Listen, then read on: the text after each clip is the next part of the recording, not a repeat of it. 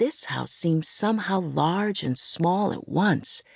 It sat on many different split levels that spanned out in all directions in a wild southern maze.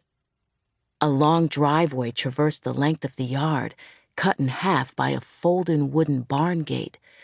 But what made the house breathe, what gave the house its lungs, was its front porch. Wide stone steps led to a front porch covered in heavy green ivy and honeysuckle and morning glory. Above the porch, my grandfather had erected a wooden pergola. Sunlight streaked through green vines and wooden planks that turned the porch into an unkempt greenhouse. The honeysuckle drew hummingbirds the size of baseballs. They fluttered atop the canopy in shades of indigo and emerald and burgundy. I could see cats on the porch, a dozen of them, maybe, an impossible number, except for what a quick count told me. Some slept in heaps that looked softer than down, while others sat atop the green canopy, paws swiping at the birds. Bees as big as hands buzzed about, pollinating the morning glories, giving the yard a feeling that the green expanse itself was alive and humming and moving. The butterflies are what solidified my fascination. Small and periwinkle blue, they danced within the canopy. The butterflies were African violets come alive. It was the finishing touch to a southern symphony, all conducted on a quarter-acre plot. "Not now, Joan," Mama said, sighing. I had out my pocket sketchbook, was already fumbling for the piece of charcoal somewhere in the many pockets of my Levi overalls. My larger sketchbook, my blank canvases the size of teacups, my brushes and inks and oils were all packed tight in the car. But my smaller sketchbook I kept on me, at all times, everywhere I went. I wanted to capture the life of the front porch, imprinted in my notebook and in my memory.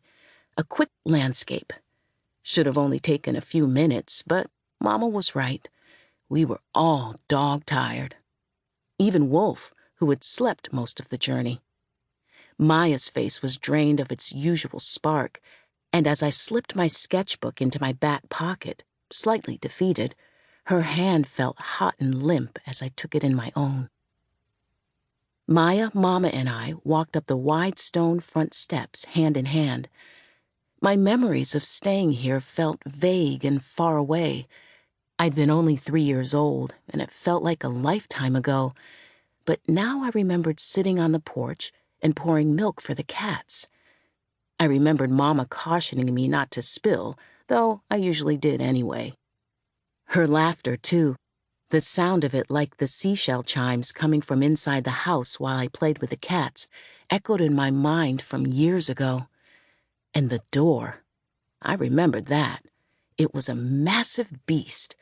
A gilded lion's head with a gold hoop in its snout was mounted on a wood door painted corn yellow. I had to paint a picture of this door, even if I had to spend months, years finding the perfect hues.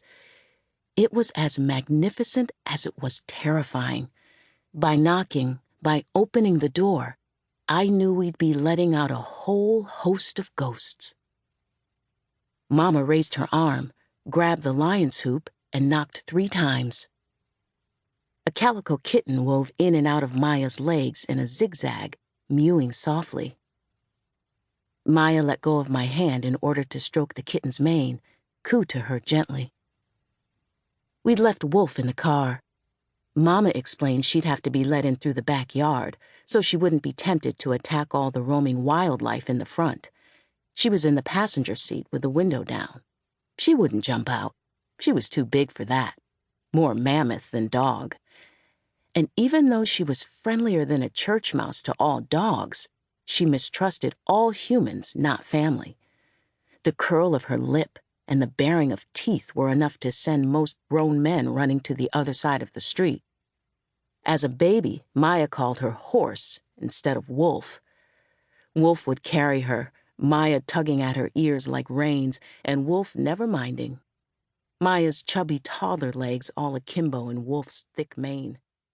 Wolf grew to